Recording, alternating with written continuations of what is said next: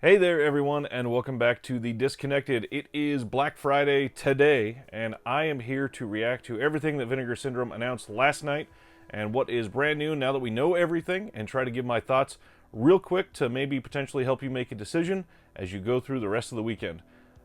This is going to be a really quick analysis of these, but if you want a real deep dive, I'm going to be live tonight on my channel for my weekly show called Reconnected, and we're going to be going deep into everything. It's probably going to last a good few hours, so if you want to hang out tonight, 8:30 p.m. Central, hope to see you there. Let's get into it.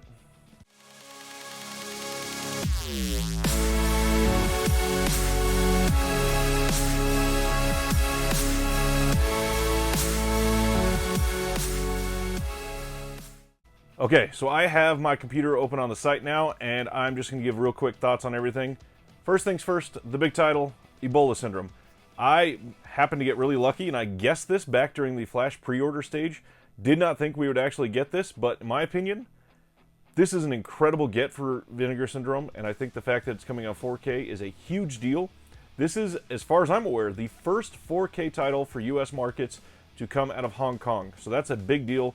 Not to mention, this opens potential for more Hong Kong Category 3 titles, and that is, again, that is a very big deal. Vinegar Syndrome could do very well in that market, and a lot of people are hungry for that type of thing right now. 88 Films is making a killing focusing on Category 3 films.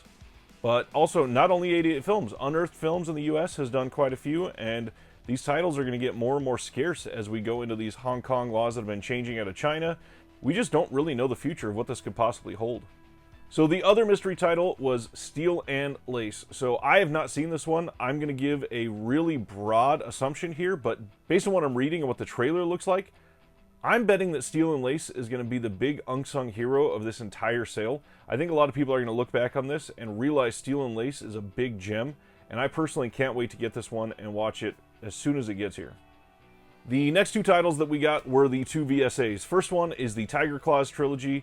A lot of people had guessed this because of Cynthia Rothrock, and this fits perfectly with the VSA line. I'm glad we're getting them. They're going to be great. Stoked. Super happy about those. The next one, however, TC2000. This one I am very cold on. I don't think that this is going to be something that I go back to time and time again. This is one that I think a lot of people are going to be disappointed with if they do purchase it. That being said, I think it does fit in the VSA line. It does not really make sense as a Vinegar Syndrome title. However, think of this as more of a middling title and something that will be looked on as eh. The next big reveals were unfortunately leaked a while before, and we did get 3 catalog slipcovers and the catalog box. And the box, of course, is the Rudy Ray Moore films. Comes with 4 in that if you buy the movies with the box. And the box, in my opinion, beautiful. I think this is a great price if you're buying the entire set, all 4 in the box. Goes really well together. Cannot wait to have this one on the shelf. It looks really good. The art on it is impeccable. Really fits the tone of Rudy Ray Moore himself. And again, if you have not seen any of those, highly recommend them. Highly, highly. I had suggested Dolomite, and I'd also suggested Petey Wheatstraw. The other two are great. You're going to love these if you get it. But then we have the catalog slips. So Graduation Day is a big title that a lot of people came to Vinegar Syndrome because they'd heard that this was getting a release. The slip on this looks great. It is my second favorite of the 3. The next title is Don't Answer the Phone. In my opinion, this is the best art out of the 3.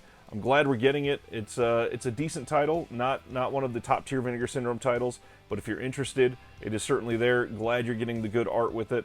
And then finally, we have Frightmare. This one, the slip for it reminds me a lot of Count Dracula's Great Love, and I believe it was done by the same artist, so that makes a lot of sense. But I'm just sort of let down by the art on that one. I think they could have done a little bit better. The backside of it's really cool, but the front is just sort of it's okay. Right below the catalog slips, we got a drop of a whole bunch of merch. We got the film canisters came back. Those were gone for a little while, but now they are listed as merch and not part of a shipping option, and they're more expensive. I, for some reason, never grabbed one of these in the beginning, and I'm kicking myself for it obviously now because they are more expensive. But if that's something you're into and you want a piece of that history, by all means grab one if they're still available when you're watching this, but realize, yeah, they did used to be a little bit cheaper. The next is the I Heart New York Ninja shirt. Me and a handful of other people were saying this is almost an inevitability. Glad they put it out. However, I'm kind of surprised it's on a black t-shirt. I wish it was on a white t-shirt or even some off-the-wall color, but glad we got it. It looks great. And then we got other things like the cassettes, the CDs, a couple enamel pins. Some of those sold out very quick. Really shocked they did, but that's the thing with Vinegar Syndrome nowadays, is we get a drop of some of these things and they're gone sometimes within 10 minutes. Two more partner label releases from AGFA. We got Smut Without Smut, and that one is the second in the Smut Without Smut series, I guess. And if that's your sort of thing, it did pretty well on the first one, and a lot of people liked it. So by all means, get it. This one, I think, looks a little more horror adjacent than that first one, but a super interesting idea for these films. The next one was Summer of Fear from Music Box Selects. This is a title that came out a handful of years ago, and it was already out on Blue, Wes Craven directed title, Linda Blair starring, and it is the exact same disc, same everything, just copied over. The only difference is now it got a slipcover, but if you're watching this and you didn't buy it yet, you can't even get it, because it got 1,000 and it sold out in the first night in the wee hours of the morning, and they're gone. And the sad thing is, a lot of people probably bought those and they don't want them, and they'll be up on eBay for $90 in a week and a half, and somebody will buy them, and then the value will probably drop and middle out around 50 bucks. But either way, I hope that these end up with the people that actually like them and want the film. If you've got that original disc, though, there's not really a reason to shell out extra for that slipcover. Just go ahead and keep what you got. It's not something that you should splurge on, probably. The next big one has been getting a bit of backlash in the online forums, is the Vinegar Syndrome display new releases stand. This is $150, and yes, that is pricey. And I'm not somebody that's going to come out here and defend Vinegar Syndrome for everything, forever, or anything. But on this one, like, I understand people saying it's pricey. Not arguing that, but it's made of wood and plastic. It is custom made. It is something that it looks laser cut at the top of it. It looks really nice. Lumber is expensive right now. Designing that is not cheap. Getting that custom made and cut out and all of that is not something that they're, mass producing. It is only a small number of items. So I get that being a little pricey. So perhaps just pay attention to all that, and before you wig out on the price, understand that things are expensive right now. I mean, supply chain issues, delays in items being created, shipping is expensive. This all costs a lot of money. But the thing that a lot of you are probably here for, my reaction to the subscription. So the subscription this year is a bit pricier than I had estimated. At first I was estimating about $780 because they took away the Peakorama and adult titles. And then once I realized, shipping's gone up, it's a lot more of a hassle to get all these out. You're getting at least 10 and usually 12 packages, because a lot of subscribers still get during the partner label months. That is a lot to ship 12 different times. And so I raised that up to about $850, and the actual price for it is $925. Now, if you were a subscriber last year, you got a coupon for $75 off, and that's perfectly in line with my guess there. Then it's $850. But for a lot of you, you were not subscribers, and this is your first time, which completely understandable. If you are interested in it and you are paying the $925, keep in mind they already promised at least 38 releases under the subscription. Now, doing my math that I did in my last video, that comes out to $24.34 each release, and that includes, so far, 13 4K discs and 3 box sets. Now, with the 4Ks, they did say they are under-promising, and they're betting that they're going to over-deliver. And for those of you that don't know, 4K is still very expensive. It is a lot of money to do those types of restorations. It is a lot of money to make those discs. They are still more expensive than Blu-ray, and then that usually comes with higher-end packaging, higher-end everything. 4K is genuinely a premium format, so it is something that makes sense to raise this price. Now, if you had been a subscriber last year and got that discount, that brings your average release price down to about $22.50. Currently, if you're brand new, again, about $24.34, just under $24.50, plus free shipping all year. In my opinion, it's still a great deal, and with a lot of the titles that they've already told us are coming, I think that it is well worth it. And those titles, if you did not see this yet, they are.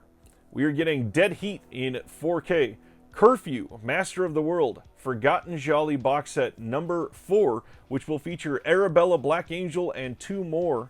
We are also getting Hard Rock Zombies. We are getting a UHD double feature in March. In April, we're getting the UHD premiere of an action-packed 80s exploitation classic. In May, we are getting the worldwide 4K debut of Thriller, A Cruel Picture. Keep in mind, this is the one that was just announced by Synapse, so this is going to be the better release for sure. We're also getting another 4K and a Blu-ray double feature that they say they've been working on for years, plus 2 other titles. In July, we're going to get 3 horror and exploitation. In August, we are getting 4K debut of a 70s horror classic and Shriek of the Mutilated, and a couple more. September, we are getting a 4K debut of a 70s massive horror hit, a Forgotten Jolly box set, which makes 2 for the year, and a couple more releases. In October, Homegrown Horrors Volume 2 box set, which will feature Moonstalker and 2 other films, 2 4K debuts of a duo of 80s creature horror classics, and another release. And then in November, the big Black Friday sale next year, 3 horror and horror-adjacent 4Ks, including some never-on-disc titles, 2 additional Blu-rays, and that includes 2 Black Friday surprise titles. So in my opinion, a lot of these are really well known. They are under-promising on 4K, so we're probably going to be getting more of those. Also, I can't really confirm this, but I've heard that Vinegar Syndrome has a deal with a major studio that we are getting some titles from them that are going to have some star power, be recognizable titles, and those are pretty much all done, and they're just hand-delivering the disc to Vinegar Syndrome to distribute. And those are not cheap, so I completely understand if those are coming and they're raising the price of the subscription to make up for some of that. That will make perfect sense. There is at least one clue in this announcement and the calendar that they put out that makes me think that the rumors that I've heard are true. Time will just have to tell on this one, unfortunately. But that is my overall reaction. I think that this is a great sale, and the website stayed up, so it's already better than other sales. But if you're interested, jump on there. If you have any questions, ask them in the comments below. You know I'm always happy to answer. And like I always say, from one collector to all of you, have a good night.